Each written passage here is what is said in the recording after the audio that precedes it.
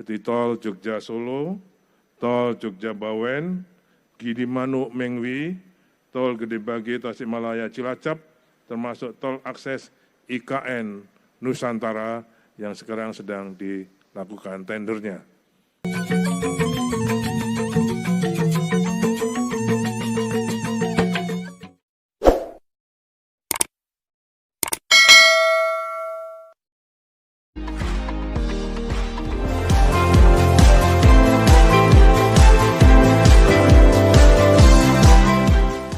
Bismillahirrahmanirrahim. Assalamualaikum warahmatullahi wabarakatuh. Selamat malam, Bapak Staf Utama Menteri Perhubungan yang kami cintai dan kami banggakan, para senior pelaksana pengembang jalan tol di Indonesia yang hadir pada malam hari ini, Ketua Umum ATI dan Sekjen beserta seluruh jajaran, para direksi Badan Usaha Jalan Tol, rekan-rekan dari Kementerian PUPR, lembaga, dan BPJT, Bapak Ibu sekalian yang hadir pada malam hari ini.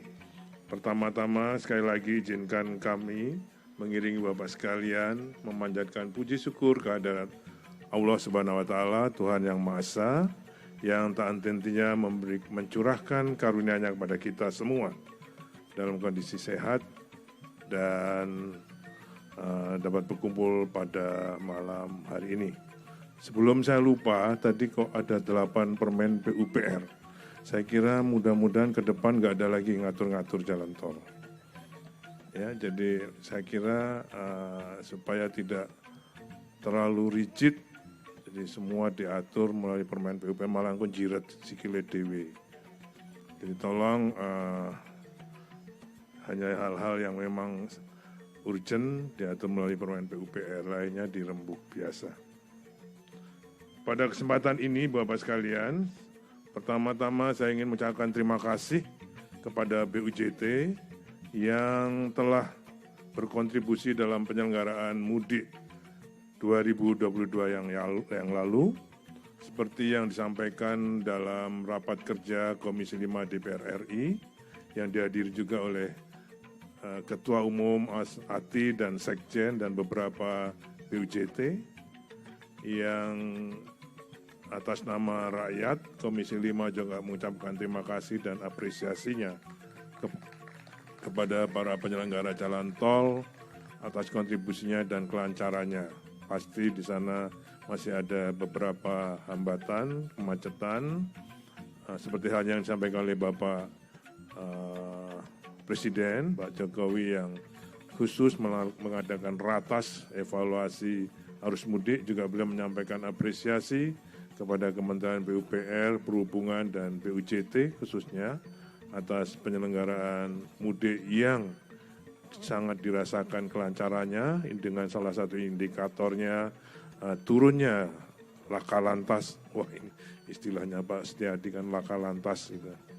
Dan juga turunnya korban-korban laka lantas tersebut.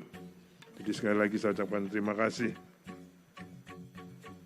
Walaupun juga Pak Presiden menyampaikan di sana sini masih ada kemacetan, tapi hal yang wajar, karena kalau saya nyampaikan kita ini mengelola kemacetan pada saat mudik, seperti halnya haji sekarang ini di Mekah, di Madinah maupun di Arafah pasti macet, karena the biggest festival akan terjadi, termasuk mudik di Indonesia ini the biggest festival di Indonesia.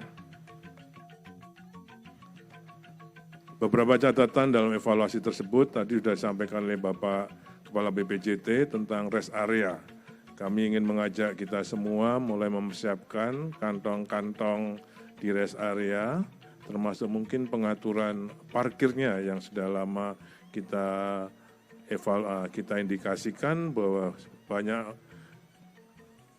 para pengguna jalan ini parkir di depan kepentingannya. Jadi kalau mau di Kentucky, ya parkir langsung di depan Kentucky, mau ke toilet ya langsung parkir di toilet. Itu yang menyebabkan semua kemacetan. mungkin kita bisa atur bahwa parkirnya ada di belakang. Kemungkinan itu, termasuk memperluas cadangan parkir.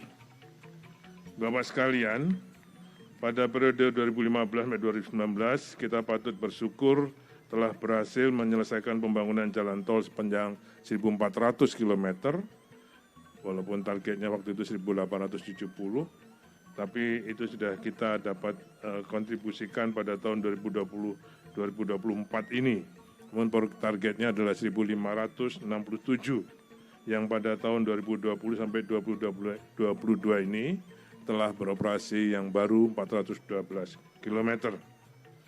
Kami mohon dengan sisa waktu 2,5 tahun ini, seluruh anggota ATI untuk dapat bekerja keras melakukan percepatan penyelesaian jalan tol di berbagai ruas yang penting dan sangat ditunggu oleh masyarakat. Selain itu, kita juga telah dan akan memulai pembangunan beberapa ruas yang sangat ditunggu-tunggu oleh masyarakat, seperti tol Jogja-Solo, tol Jogja-Bawen, Gidi-Manuk-Mengwi, tol Gede-Bage Tasikmalaya-Cilacap, termasuk tol akses IKN Nusantara yang sekarang sedang dilakukan tendernya. Jadi ini semua akan kita kerjakan pada tahun 2022 sampai 2024 ini. Dalam melaksanakan setiap pembangunan jalan tersebut, saya mohon seluruh BUCT senantiasa tetap memprioritaskan kualitas hasil pekerjaan. Jadi saya kira ke depan kualitas is a must. Kita akan ada prerequisite peralatan yang mungkin agak lebih sedikit, seperti hanya dalam pembangunan sirkuit Mandalika, ya, sehingga kita akan mendapatkan kualitas jalan tol yang lebih baik. Untuk yang ketiga, untuk ruas-ruas tol operasional, seperti yang juga disampaikan oleh Pak Danang tadi, pada bulan Mei 2022 lalu, kami telah mengirimkan surat kepada 46 direksi BUJT untuk meningkatkan layanan jalan tol. Kami prioritaskan pada 4 hal, yaitu landscaping dan beautifikasi pada median jalan, jadi median concrete barrier, kemudian guardrail, gantry, dan gerbang tol melalui beautifikasinya. Ini kami melihat Bapak, Ibu dan sekalian, rekan-rekan sekalian, di Senegal, jadi memang penampakan jalan tol kita ini kumuh, hitam, nggak pernah dirawat. Masa kita kalah dengan Senegal, masa kita kalah dengan Tajikistan, ya, negara-negara kecil tapi jalan tolnya rapi dan bersih, mungkin baru. Nah, untuk itu kami mohon bahwa semua perbaikan dapat segera dimulai pada bulan Juli ini. Ini sesuai dengan saya rekap dari semua program kerja yang Bapak Ibu sampaikan pada kami. Rata-rata ada yang sudah selesai di Gresik, ada yang baru mulai Juni, tapi juga banyak yang baru mulai Juli. Itu saya ambil rata-ratanya mulai pada bulan Juli. Saya ingin kita dapat bersepakat pada malam hari ini dengan rencana dan yang akan saya gunakan sebagai dasar dalam persetujuan penyesuaian tarif tol pada tahun 2022-2024 ini. Mohon maaf, karena kita nggak punya waktu banyak, jadi kalau Bapak Ibu sekalian, walaupun selama ini faktor SPM dan inflasi menjadi indikator utama, tapi untuk 2 tahun ke depan ini, mulai tahun 2022, apabila Bapak Ibu sekalian sudah saatnya penyesuaian tarif tol, saya ingin melihat kalau itu sudah dimulai pada bulan Juli, oke. Bulan Juli merupakan milestone kita untuk mulai memperbaiki penampakan dari jalan tol di Indonesia supaya lebih baik. Bapak Presiden selalu menyampaikan, Pak Menteri, saya kalau di Korea itu kok tiap hari melihat orang di jalan tol ngecat. Tiap hari katanya beliau. Melihat jalan tol itu dicat. Nah, kita belum pernah. Untuk itu, mumpung sekarang sudah mempunyai program kerja Bapak sekalian, kan sudah mulai awal tahun ini kami woro-woro untuk bisa memperbaiki tol dicat. Termasuk yang saya sudah lihat di tol dalam kota Jakarta sudah mulai dicat. Tadi lewat sana, mau ke airport juga sudah bersih. Tapi misalnya JPO, termasuk JPO-nya, agar dibersihkan, dicat. Termasuk kalau yang jasa marga yang capek, elevated, itu kan kayak belum selesai. Jadi masih las di sana sini, nah itu mohon dapat dibersihkan dan dicat dengan rapi.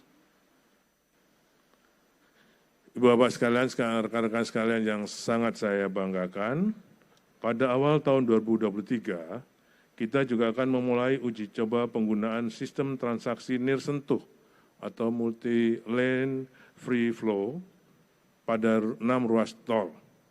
Saya sangat berharap hal ini akan semakin meningkatkan layanan kita kepada para pengguna jalan tol. Dan mohon seluruh BPJT dapat mendukung program ini. Satu hal, bahwa dalam rangka tadi peningkatan kualitas untuk yang tadi disampaikan oleh Pak Danang,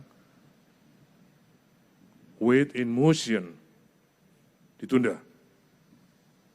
Oke, karena saya lihat juga di program bapak-bapak yang menyampaikan di situ kan masih ada diskusi, ada yang dikosongin, ini apa maksudnya kan? Saya sudah diskusi dengan Bapak Menteri Perhubungan, ini beliau yang akan menindaklanjuti wait in motion, WIM tadi. Jadi tolong untuk rekan-rekan di BPJT dan PU, itu. Karena kalau 3 pilar keselamatan berlalu lintas, kita adalah jalan berkeselamatan, sedangkan perhubungan adalah transportasi berkeselamatan termasuk odol tadi. Jadi WIM saya kira agar ditunda. Akhir kata saya mengucapkan terima kasih atas selalu rutin rapat koordinasi ATI dan BPJT ini yang selain untuk membahas program-program kerja seperti tadi disampaikan, juga silaturahim di antara kita untuk kita lebih guyup karena integrasi manajemen jalan tol tidak akan bisa tercapai tanpa guyup, tanpa kesepakatan para BUJT. 46 BUJT ini saya kira harus selalu bersepakat dalam program-program ke depan dalam rangka peningkatan pelayanan kepada masyarakat pengguna jalan tol. Sekali lagi terima kasih, selamat mengikuti rapat koordinasi yang akan datang. Apa yang saya sampaikan ini besok pagi akan didetailkan oleh Bapak Dirjen Bina Marga. Terima kasih, kurang lebihnya saya mohon maaf. Assalamualaikum warahmatullahi wabarakatuh.